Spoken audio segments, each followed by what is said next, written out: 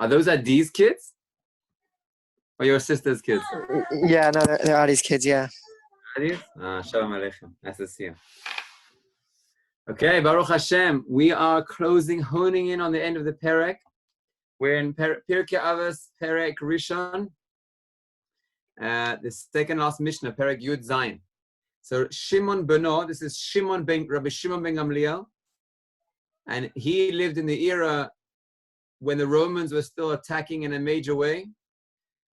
He actually was supposed to be appointed the Nasi, but because the Romans were still at that time anti-Jewish and not very keen at all on the Sanhedrin reforming, this is after Kerem B'Yavneh was formed, and they had to abandon Kerem B'Yavneh and move to the north.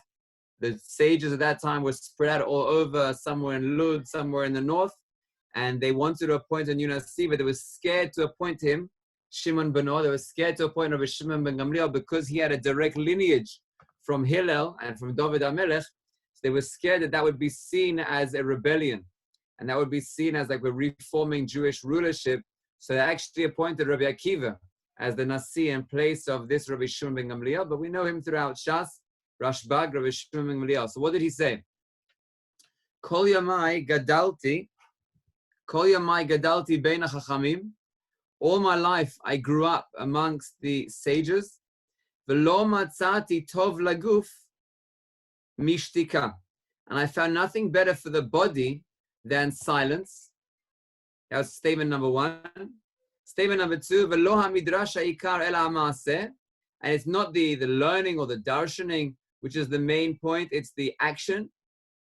And the third point is, v'kol ha'marbeh devarim mevi chet. And anyone who increases his words will bring sin. So this is begging for questions, this Mishnah.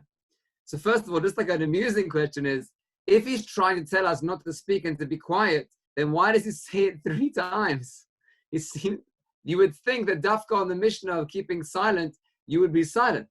And he wouldn't say anything. In fact, I'm not even sure if we're allowed to give this shiur right now because we're speaking so much. Maybe we Chas Hashem will be increasing sin. But first he says, the best thing is to be quiet. And the next thing he says is, don't be darshaning, keep quiet, rather be involved in mitzvahs. The third thing he says is, and if you increase words, then it will bring sin. So sounds like it's different forms of the same phrase, unless we can find each one what's unique in it. So question number one, why are they saying the same thing seemingly 3 times? And if it's not the same thing, what's the difference and the uniqueness of each one?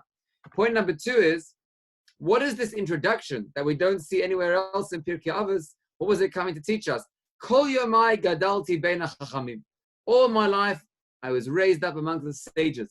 Is it just a historical note, or is it something more depth and more meaningful there? That's question number 2. Question number 3 is, if he wants to say to be quiet, I can understand that. I can also see the value on a simple level of silence, and we can discuss what that is in a minute. But what does it mean? Lo matzati laguf tov mishtika. If he would say lo matzati la adam tov lemishtika, I'd understand saying mankind, man in general. But the guf, he's pointing out the body.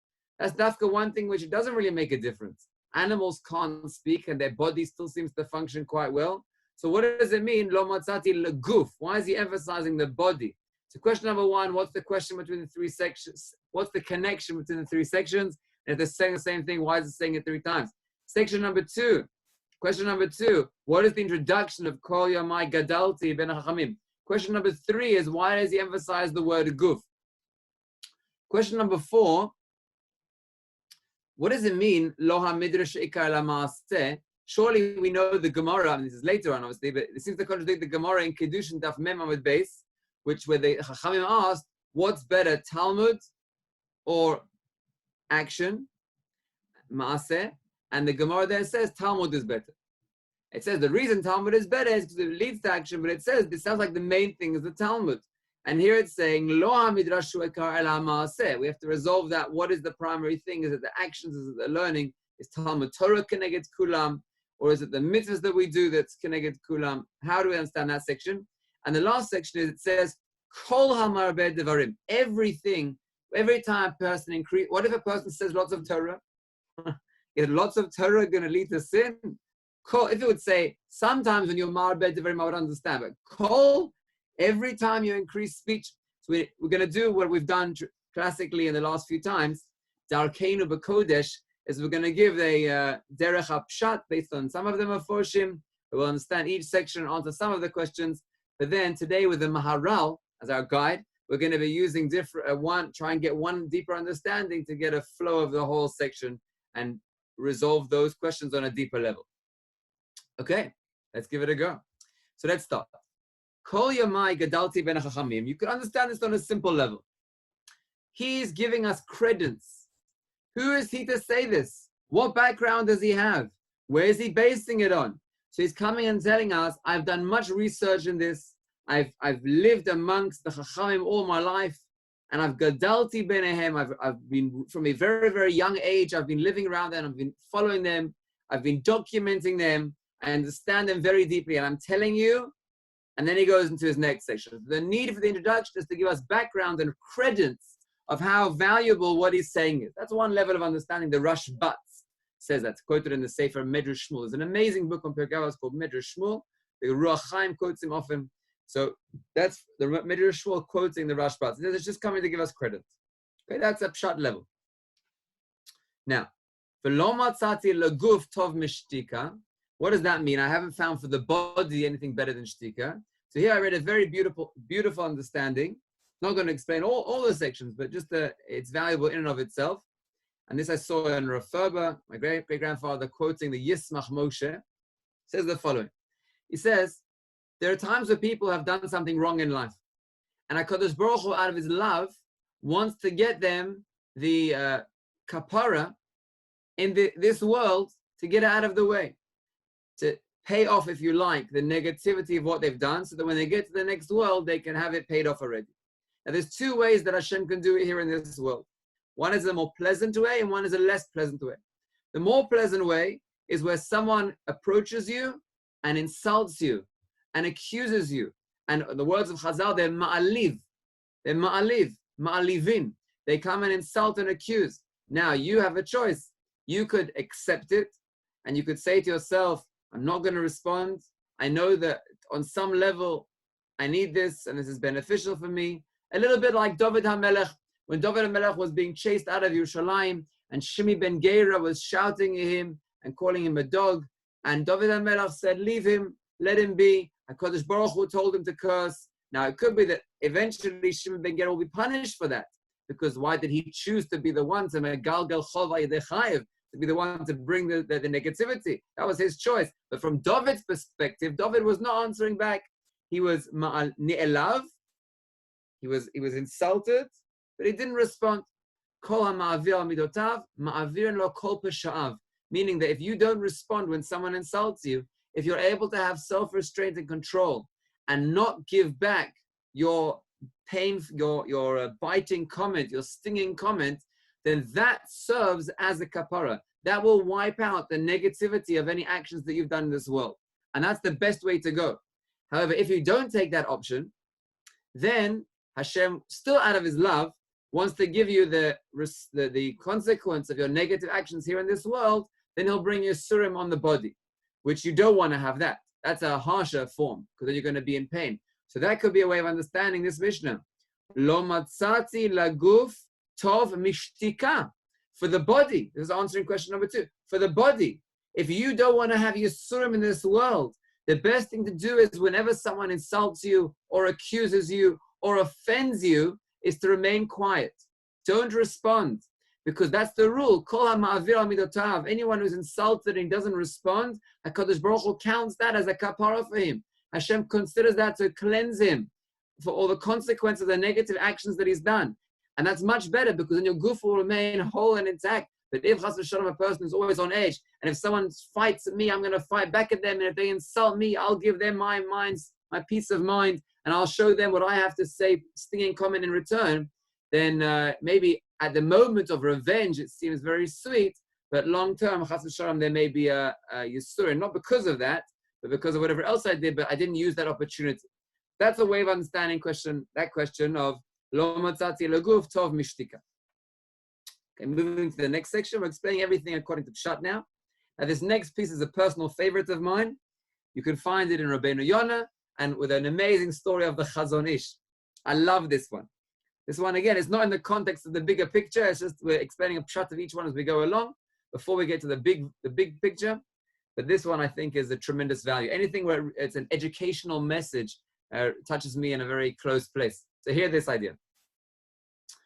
When you wish to educate, whether you're a parent or whether you're a madrich or whether you're a rebbe, whether you're an older guy in yeshiva, and you want to educate someone else, then there's always two forms by which you're educating. And there's a question of which of them is stronger. There's one form that you educate, which is with your words. What you tell them they must do. You give them instruction. That's your words. There's another way that you educate, which is through your action, through how you behave. Now, as long as those two are both saying the same message, then you're fine. If you're saying that a person must learn a certain hours a day, and you yourself are an exemplary example of someone like that, who's learning hours a day, learning Be'iyun, you instruct them to learn Be'iyun, and you, as a Rebbe, you're also learning Be'iyun, then you'll get that message through in the most full way. They'll hear your message, they'll understand the concept, as well as having a dugma ishit, a role model from which they can learn from. They have both the midrash and they have the ma'aseh. They have your speaking to them as well as the action. Now the question is, what happens when there's a conflict between these two? What happens when you're saying one thing, but you're acting in a different way? And here there's a difference of opinion between the one teaching and the one receiving. They have different ideas of how this works. The one who's teaching often thinks the following. They said, I'll tell them, I'll show them the right way, and they will have to listen. And if afterwards they don't listen, the person says, but I told them very clearly, I remember my words, word for word, I told them the idea. Now, when you ask the Talmud or the child, you say to him, like, why didn't you take the message? Whether he's able to verbalize it or not, but he takes how serious those words are, not by the words that are used, but rather by the way the person behaves. So let's give the classic example from the Chazon Ish. I love this story. There was Chazon Ish had a minyan in his home. And there was, actually I'll give you another, two stories of the same thing. I'll give the other one, it's easier to understand. There was a boy who was misbehaving. And the father took the boy's hand, and the father said, what did you do? Did you hit with this hand? And the son didn't really answer, but yes, he hit his brother with that hand. And the father said, if you hit with the hand, we have to punish the hand. And then the father takes the son's hand and he says, you mustn't hit, you mustn't hit, you mustn't hit. Now, there's words being spoken and there's action that's being expressed. The words that are being spoken are, you mustn't hit. The action that's being expressed is hitting. The father is now hitting. So which one, when the two are saying opposite messages, which is going to be the stronger message? So the father is sure that the stronger message is going to be the words that he says and imbuing the message in the child with those words. But from the child's perspective, the words are irrelevant. The action totally wipes out the words. The child will not be listening an iota to what the words are. He'll be looking towards the way he acts. And at this point, I want to mention that Shana Bets have a tremendous role, and Shana Gimels, Eli Boga, have a tremendous role in yeshiva. In fact, more than a Rebbe, in some respect. Because when a Talmud Shana Aleph comes to yeshiva, then he looks to the Rebbe, what are the rules? And there's a guidebook that he's given that says what the rules are. And maybe there's even a talk from the Mashgiach at the beginning of the year about what all the rules of the yeshiva are. And the medrash is laid down. It's very, very clear. Everyone knows these are the rules of the yeshiva. Davening is davening, and learning is learning. Storim is storim. No eating in the base medrash. Everything is, all the rules are laid down extremely clearly. Then he says, okay, those are the rules. Fine, that's the medrash. Then he walks into the base medrash. And if he sees someone eating in the base medrash, then he'll say, I guess that's not a rule. And he'll start eating in the base medrash. And if he sees that there are shana bets who are not coming to shacharis, then he says, okay, that's the rule here. Meaning, yes, they said the rule is 10 to 7. The rule on the book is 10 to 7. But lamaisa, people come at 7:01, 7:02. That's the real time for shacharis. The real time is not what the rule book says. That gives a lot of power to Shana Betz. It also gives a lot of responsibility to Shana Betz, because the action that they see will be what the determining factor is. In modern psychology, it's called social proof. If you have people driving down a highway and the sign very clearly says 90, it's very clear, everyone can read it. And you're driving along that road and everyone else is going 110. You will not look at the sign. It will be blind to the sign. And you will keep pace with all the other people driving the road. You won't drive the same as the maniac who's going 140. Because you'll see him as someone different and separate. But the masses that are going at 110, that will become your way of behaving. So that's an ape shot in the Mishnah, which Rabbeinu Yonah brings, and the Chazon Ish story of the hitting of the child. Lo ha-midrash hu ha'ikar, ela ha-ma'aseh. If you wish to know what is the most powerful motivational factor in education, this is the answer. Lo ha-midrash hu ha'ikar. It is not relevant, it's not made, it's not primary what you teach. Ela ha-ma'aseh, it's how you act. It's not, I don't know how to give words, but I would say 90% how you act, 10% how you speak. And that 10% is only because it gives instruction to how the action should be. Meaning you give 10% to explain what the action should be, and then they take 90% of looking if that's what's actually done. And if you wish to be an educator, that should be the primary model. A very personal story that happened to me just this week. There's one value that I instill in my children in a major way, which is yashrus, something which I believe is very, very important. As a basis, Hashem made a person yashar. Every other midah can be fixed when a person is yashar. But if you don't have that yashrus as your base, then every other midah will be challenging. If a person wants to be lazy, it'll be very hard for them to work on laziness if they're not yashar. Because then they'll say, oh yeah, I want to be motivated, but then they'll find some krum svara of why they don't have to be in this respect, or if they get angry. So as a basis for many other midas, if you have yashrus as your basic underlying value. So I speak about yashrus a lot in the home. Now it happened that it was something which I didn't want to be known in the family, not because it was a bad thing, just it was something of tznius. I didn't want it to be known in the home. And then one of my children found it out, and they confronted me and they said, Abba, is it true, such and such? And I didn't want that to be public knowledge because of a measure of tzniut. So I said, no, it's not true. I didn't say the words, no, it's not true, but I just kind of moved around it and made it implied as if it wasn't true. And then I moved away from the situation, and then I caught myself and I said, what's more of a value? Is it more of a value for you to be tzanu in this particular area, or to teach them an underlying truth of yashrus? And I knew that at some point, they're going to know this truth. At some point, it's going to be obvious to them. And then what's going to happen? Then they're going to say, oh, look, Abba lied. Abba didn't tell the truth. And even though I know I'm doing it from a good place, I know I'm doing it because I wish to imbue tzniut in the family, kind of not tzniut in clothing I'm talking about here, but tzniut in other things. So I wish to imbue that. But it's not going to be worthwhile because it's going to undermine a much more important value of yashrut, of being yashar, which they're eventually going to look back and say. So I said to myself, it's more important. And I went up to them and I said to them an explanation that according to halacha, I was allowed to lie in that case, because the Gemara says there's 3 things you're allowed to lie about, and one of them is tzniut. But nevertheless, I want to be straight with you because the value of being yashar is more important to me. And I said that piece. And I think that was probably a greater lesson than the other lesson of tzniut, because I taught them that lo ha-midrashu akar ela ma'aseh, and here I came and I acted on it and I played it out. And the last piece, kol hamarbeh devarim mevi chet. This is a challenging statement. I want to back up this challenging statement with the Rambam. Now the Rambam here, I'm not going to read it together, but I really encourage and urge everyone here and everyone who you ever speak to read this Rambam inside. This is a very classic Rambam, and can give a lot of yesodot. He goes out of his way here, where usually he's got very brief comments, and here he's got columns and columns, 4 columns over here of the Rambam. Doesn't leave much room for Rashi. And the Rambam says that the 5 levels of speech, this is the classic Rambam of the 5 levels of speech. I'll say them very quickly, but without going into them all in detail. The highest level of speech is the level of speech of mitzvah, which is learning Torah and davening. The next level of speech is what he calls ne'ahav, beautiful one, which is talking about good character traits, positive building of emotions.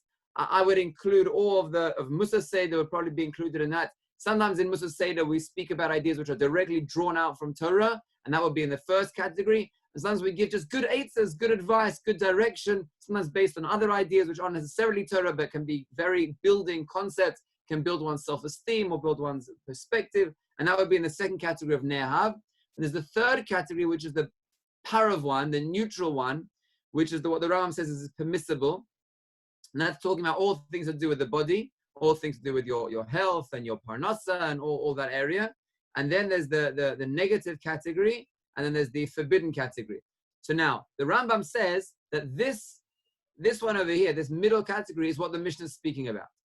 And that's how the Rambam answers the first question. Why does it say, Lo matzati leguf tov mishtika? The Rambam would say to you, because we're talking here about middle category, category number 3. Because it's not talking about the top 2 categories, because those are either a mitzvah or very positive. Of those, you should increase as much as you can. Those are very, very positive ones. And it's not talking about the lower 2, because those are forbidden and you're never allowed to speak about them. So the Rambam would say our whole Mishnah is talking about the middle category, and that's why it says the word guf. That's the Rambam's answer to that question, number 2, of why it says the word guf. Now that also can help us here, help us and not help us, with the last section. The Rambam would say, Kol hamrabeh devarim mevichet. Anyone who on level number 3, meaning the permissible things, the reshus, increases speech, he's going to bring sin. Meaning on level 1 and 2, of course you should increase speech. You should speak as much Torah and positivity as you can. On level number 4 and 5, it's forbidden to speak from the beginning, never mind increasing speech. But on level number 3, some speech is important. You should speak about your health. You should speak about your parnasa, all things that are to do with day-to-day living. You should speak about, but don't speak too much. Kol ha'marbeh devarim, speaking too much is going to lead, it's not a sin in and of itself, but it's going to lead to sin. And what sin would it lead to? But when you speak and speak, it could lead to lashon hara, it could lead to insulting people, it could lead to bad things. That does answer what it's speaking about in general, the Rambam. It doesn't answer how that's very different to the first point, which is it's better to be quiet, which is also here it's saying it's better to be quiet, not to speak too much. It also doesn't answer the word kol, because kol ha'marbeh devarim isn't so accurate now, because it doesn't apply to category 1, 2, 4, or 5. It only applies to category 3. So why did it say the word kol ha'marbeh devarim?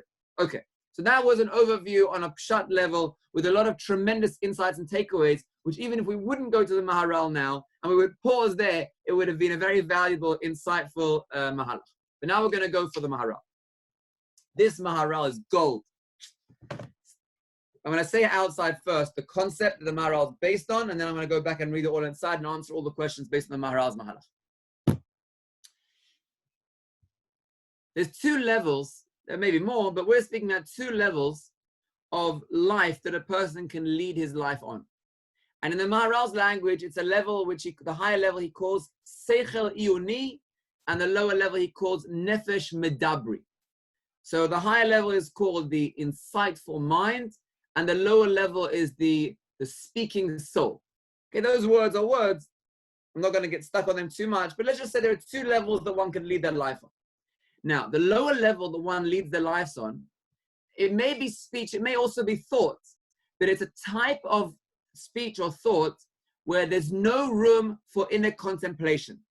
It's like a chatterbox who speaks and speaks and speaks and speaks and doesn't give himself any room to pause and take in what he's saying or think about the information. In fact, it's almost like he's scared to pause because then he may have to think. So when there's an awkward silence and he's not sure what to do in that awkward silence, he says something, like even if it's goofy what he says, it doesn't matter. Just quickly break the silence because I feel very awkward that I'm going to have to think about my inner world, or in the language of the Maharal, connect to my Seichel Iyuni. To portray this idea in a very clear way is solitary confinement a punishment or a gift? Well, it really depends who you are. If you're a person who's very uncomfortable with your inner world, and the biggest enemy for you in the world would be yourself, and having to think deeply without being able to constantly chatter and talk without any thought, then solitary confinement is a punishment. Because it means you're in this place where there's no one else to talk to, nothing external to stimulate you, no books to read, no television to watch. There's nothing external to activate your mind. And now the only place to go is in. And that's very scary for people who don't have an inner world. Because there's a level of leading your life, which is what the Maharal would call the Nefesh Medabri, where your inner chatter just talks and talks and talks without giving you any sense that you have an inner world at all. And that is the death of the soul. That was a very harsh statement. I know I said it too harsh. I'm sorry, I'll take it back. But that is the cutting oneself off of having a deeper level of existence. That was a more accurate statement. There's a level where one leads their lives where they're just not connected to any level of depth. They don't want to have any awkward pauses. They just want to talk and talk and talk. Now let's read the Mishnah according to the Maharal now. We'll get much deeper insight to what we had initially. The Maharal says that the first section of the Mishnah, if you notice carefully, isn't talking against speech. He's talking in praise of silence. It's two different things. You could think, and that's the way we saw it until now, and this is definitely the way the Rambam's understanding it, that the first statement is saying it's bad to talk. But he doesn't say that. He says it's good to be quiet, meaning it might also be good to talk. It's a separate point. Maybe there's goodness in talking, but that's not what it's saying here in this Mishnah. Rav Mishum ben Gamliel is saying it's good to be quiet. Now, why is it good to be quiet? Right here, it's an important insight, that one. Take note of that. It's saying lo matzati leguf tov mishtika. He's not putting down talking. He's emphasizing the ma'ala, the quality of silence. So let's go through it now. Lo matzati leguf tov mishtika. Why does he mention the guf? Because in your life, there is a constant struggle. Hear this point very well. There is a constant struggle of who is in charge. Is it that your higher self is in charge? Your inner world is in charge? Your place of depth of thought is in charge? Or is it the guf? Now the guf, it doesn't mean the physical body. It could also be thought and it could also be speech. But it's a level of where you lead your life as if you're just a body. Who is in charge? Are you going to spend your days and nights talking about physical aspect of your life?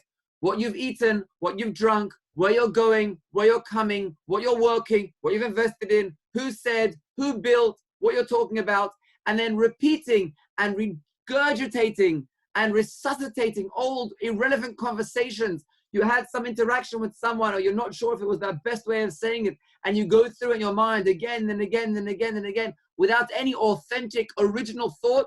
That's where the body is in charge. And there's always going to be this fight between your higher self and your lower self of who is in charge of you. That's what this Mishnah is coming to teach, according to the Maharal. The guf has a role. Its role is not to be in charge. Hashem did not make you to be an animal where the body, your instincts are in charge. Your body has a role. And in order for your body to fulfill its role, lo matzati laguf tov mishtika.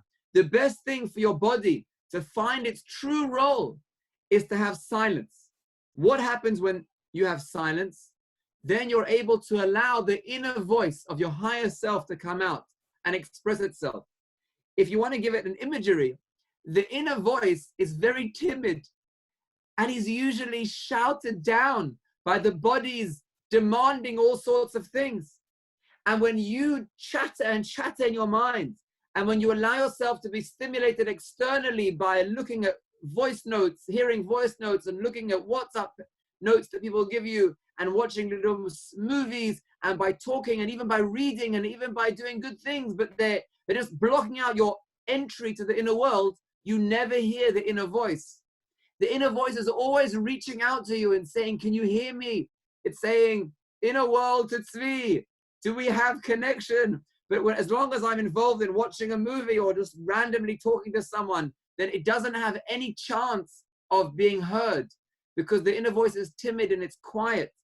And therefore your body kind of takes control and is in control of your life, and that constant incessant chatter is the one who's leading your life. So says the first statement, Lo matzati laguf tov mishtika. The best thing to give the body its true role, its authentic role of how it's supposed to be functioning, is to quieten down that chatter. Quieten it down so you can get in touch with the inner world. And that also answers our first question of Kol Yomai Gadalti Ben Chachamim. On a deeper level, Rabbi Shimon ben Gamliel is saying, don't think that this instruction is only for fools. Meaning on a surface level, you would think, why should you be quiet? Because you're going to say nonsense. Now, who's going to say nonsense? Fools are going to say nonsense. So you would have thought this statement is coming for fools. People who are foolish, who are always going to be speaking nonsense. I'm giving you good advice. Rather keep quiet. People might think you're clever if you never say anything too foolish. So that's what he's saying. No, I was raised amongst Chachamim. And I'm telling you that this message is relevant even for Chachamim. I've seen even the Gedolim do this. Because even Gedolim need to connect to the inner world and lead their lives from a place of what he calls the Seichel Iyuni, that inner place. So that question of why does he give the introduction of a Gadalti Ben Chachamim, it's not just for credence, rather it's to give us a recognition. This is also true for Chachamim. And why does it say Laguf? Because it's saying that the Guf has a role, and if you wish the Guf to get its role, it has to be shtika to allow the inner world to come out. And then the next statement is a new statement. Lo ha-midrash hu ha'ikar, ela ha-ma'aseh.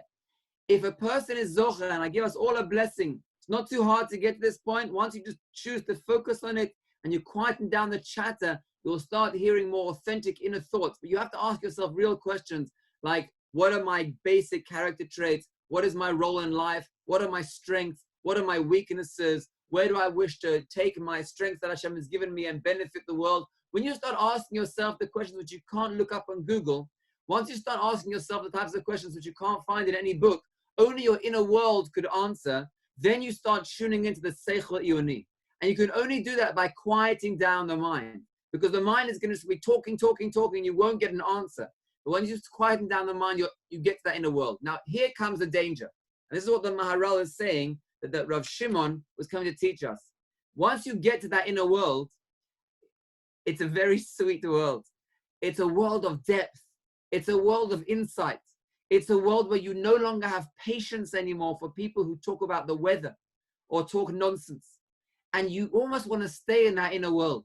You have this world of depth and this world of insight that you've discovered. The life is so much more rich.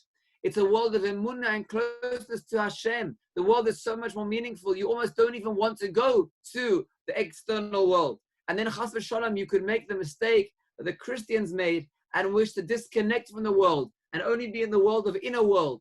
And therefore comes the next stage and says, Lo ha-midrash hu ha'ikar, ela ha-ma'aseh. And the message here is the following.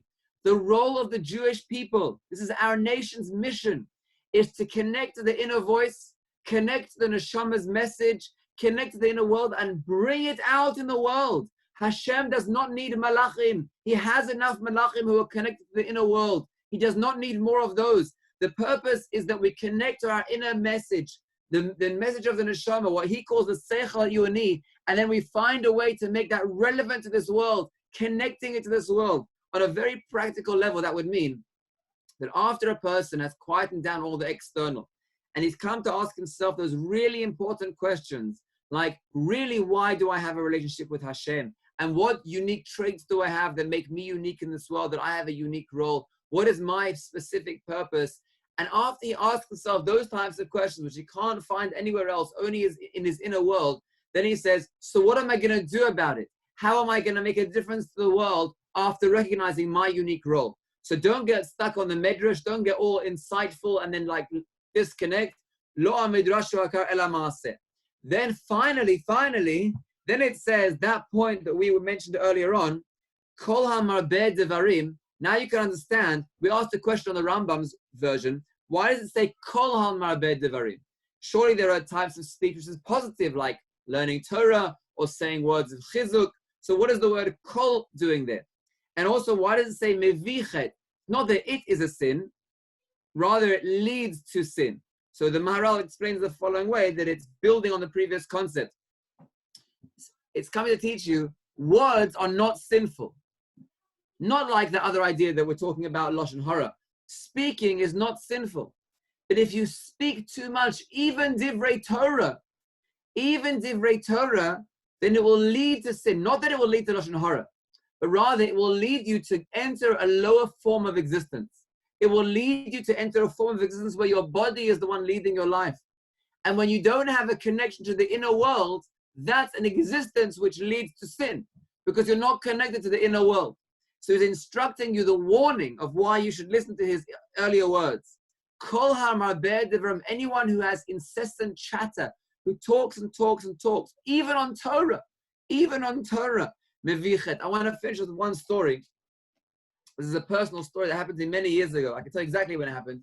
It happened 12 years and 3 months ago. That's when it happened. There's some incident that happened at the same time, which I remember, so that's why I remember when it happened.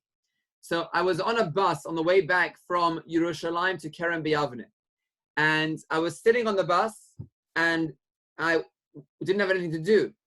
So I thought to myself, I've always been speaking in Musa Seder, even those days I gave Musa Seder, not to a group, but to a small group. I always speak about the idea of Cheshbon HaNefesh, and I always speak about his Bodedus and his Bonanus. And this is the time I can do it. I've got, in those days, it was only the 438 bus. It was a longer route. I've got an hour now where I just have time for myself. And then this quick voice, kind of a Yetzer Hara, swift, don't think voice came to me and said to me, Bittul Torah, it's Bittul Torah, quick, take out your little phone, plug it in, you downloaded Shiur just for this moment, for not wasting time, plug it in and listen to the Shiur. So I quickly was very obedient to the Yetzer Hara, and I put in my phone and I started playing the Shiur, and there I was listening, and I thought to myself, why did I have such an anxiety that I had to listen to Shiur?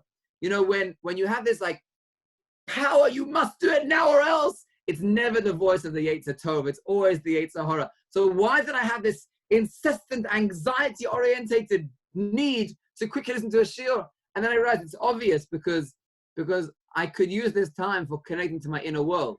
But I'm not. I'm using Divrei Torah not for the sake of Torah.